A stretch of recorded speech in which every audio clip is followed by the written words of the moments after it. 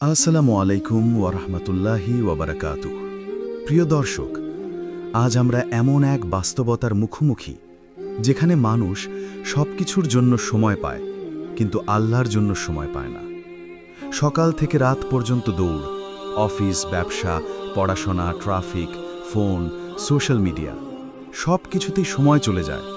কিন্তু নামাজের সময় এলে মনে হয় এখন তো ব্যস্ত আছি, একটু পরে পড়ব। আর সেই একটু পরে হয়তো আর কখনো আসে না।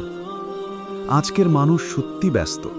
কেউ অফিসে ব্যস্ত, কেউ ব্যবসায়, কেউ আবার ভবিষ্যতের চিন্তায়, কেউ ব্যস্ত সাফল্যের পেছনে, কেউ ব্যস্ত টাকার পেছনে। কিন্তু প্রশ্ন হলো, এই ব্যস্ততার শেষ কোথায়? আমরা দৌড়াচ্ছি, কিন্তু কিসের দিকে? এই দৌড়ের শেষ প্রান্তে কি শান্তি আছে, নাকি ক্লান্তি, শূন্যতা আর আফসোস? আজ আমরা ঘড়ির কাঁটায় জীবন কাটাচ্ছি, কিন্তু নামাজের কাঁটা ঘড়ির বাইরে পড়ে আছে। কিছুক্ষণ আল্লাহর জিকির করার সময় থাকে না। আমরা সময় হিসাব করি, মিটিং কখন, ক্লাস কখন, ফ্লাইট কখন, কিন্তু কবে আল্লাহর সামনে দাঁড়াবো সেটা ভাবি না। এ যেন এমন এক জীবন যেখানে সব কিছু আছে, কিন্তু আত্মার খাবার নেই। যেখানে বড় বাড়ি করেছি, কিন্তু বুকে শান্তি ছোট হয়ে গেছে। যেখানে আয় বেড়েছে, কিন্তু বরকত কমে গেছে। আল্লাহ বলেন, জেনে রাখো, আল্লাহর স্মরণেই হৃদয়গুলো প্রশান্তি পায়। সূরা রাদ আয়াত 28। অর্থাৎ তুমি যদি যতই দৌড়াও, যতই অর্জন করো, যদি হৃদয়ে আল্লাহর স্মরণ না থাকে, তাহলে এক ধরনের অজানা শূন্যতা তোমাকে তাড়া করবে। তুমি হাসবে, কিন্তু ভেতরে বিষণ্ণ থাকবে। তুমি সফল হবে, কিন্তু সন্তুষ্ট হতে পারবে না। তুমি আরাম পাবে, কিন্তু প্রশান্তি পাবে না। আজ আমরা সবাই বলি সময় নেই, কিন্তু ভেবে দেখুন তো, সময় কাকে বলে? সময়ের মালিক কে? সময় তো আল্লাহরই সৃষ্টি। তিনি চাইলে এক মুহূর্তে সময়কে সংকুচিত করে দিতে পারেন। যে মানুষ আল্লাহর স্মরণ থেকে দূরে থাকে, তার সময় কখনো বরকতময় হয় না। সে সারা দিন ব্যস্ত থাকে, কিন্তু কাজের কাজ কিছুই হয় না। আর যে মানুষ নামাজে ও জিকিরে সময় দেয়, তার অল্প সময়েও কাজ হয়ে যায়। এটাই সময়ের বরকত, যা শুধু আল্লাহই দিতে পারেন। রাসূলুল্লাহ সাল্লাল্লাহু আলাইহি ওয়াসাল্লাম বলেছেন, যে ব্যক্তি সকালে বা বিকেলে আল্লাহকে স্মরণ করে, আল্লাহ তার হৃদয়কে শান্ত করেন। আমরা শান্তি চাই, কিন্তু ভুল জায়গায় খুঁজি। গান, সিনেমা, ঘুরতে যাওয়া বা সোশ্যাল মিডিয়ায় হারিয়ে গিয়ে। কিন্তু শান্তি কোনো বিনোদনে নেই। শান্তি আছে শুধু আল্লাহর স্মরণে। একটু থেমে চিন্তা করুন, আপনি যখন নামাজ পড়েন তখন কেমন অনুভব হয়? যখন আপনি আল্লাহর সামনে সিজদায় মাথা রাখেন, তখন মনে হয় এটাই তো আমার জায়গা। তখন মনে হয় সারা দিনের ক্লান্তি মুছে গেছে।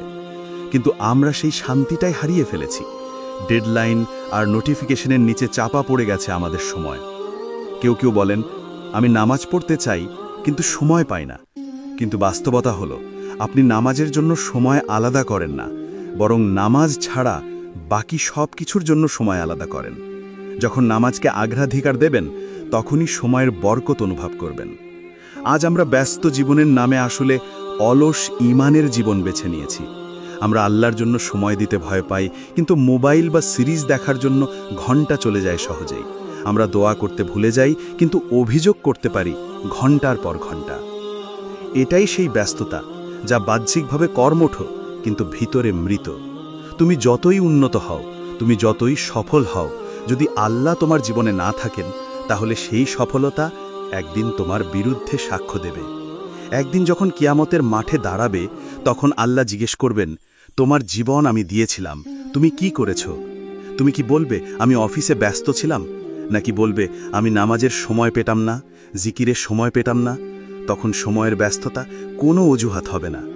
আল্লাহ বলেন, হে মুমিনগণ, তোমাদের সম্পদ ও সন্তান যেন তোমাদের আল্লাহর স্মরণ থেকে বিমুখ না করে। সূরা মুনাফিকুন আয়াত 9। আজ আমাদের ব্যস্ততার পেছনে ঠিক এই দুই কারণ, সম্পদ আর সন্তান। আমরা তাদের জন্য এত দৌড়াই যে যার দানেই তারা আছে, সেই আল্লাহকেই ভুলে যাই।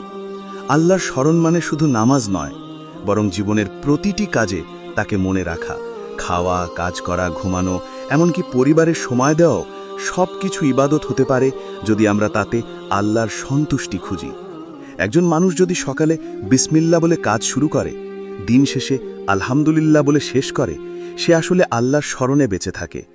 প্রিয় ভাই ও বোন, একবার ভেবে দেখুন, আপনি যদি প্রতিদিন কয়েক মিনিটও জিকির করেন, ফজরের পর সূরা ইয়াসিন পড়েন, অথবা রাতে একাকী আল্লাহর সামনে কান্না করেন, তাহলে হয়তো আপনার জীবনের দুশ্চিন্তা অর্ধেক কমে যাবে।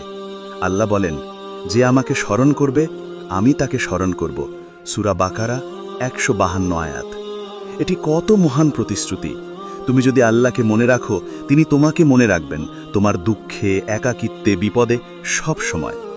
জীবন থেমে থাকবে না, ব্যস্ততাও কমবে না, কিন্তু তার মাঝেও তুমি পারবে প্রতিদিন কিছু মুহূর্ত আল্লাহর জন্য রাখতে।